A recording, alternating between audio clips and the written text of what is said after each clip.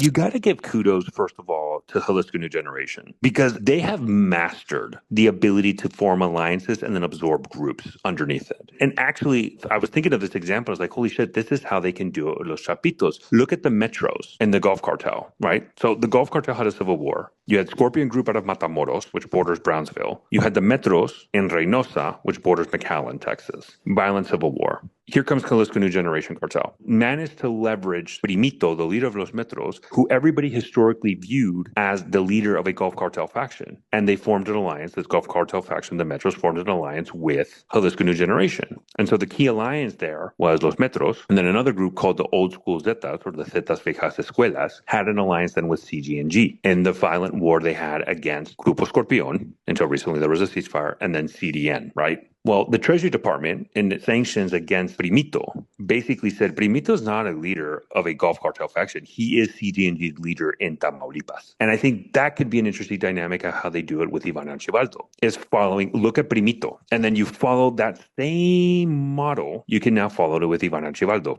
And that's how an alliance can then become a leader. So it's almost to the point where Ivan Archibaldo can become, because he has no other choice, or because he needs it to survive, to become the CGNG leader in Sinaloa, where now CGNG has control of Culiacan. I mean, that's an insane statement. But if you look at the Primito example, you can see a very similar story developing with Ivan Archibaldo. And I think time will tell if that happens. And then the other question is, well, how long does Ivan Archibaldo have? Because clearly the Mexican federal government is after him. They were very close in capturing him. And I think that's kind of the next thing. So then who does El Mencho then identify within the remnants of Los Chapitos to be that Plaza Bar? Could it be Jesus Alfredo? Because Jesus Alfredo is a very weak man.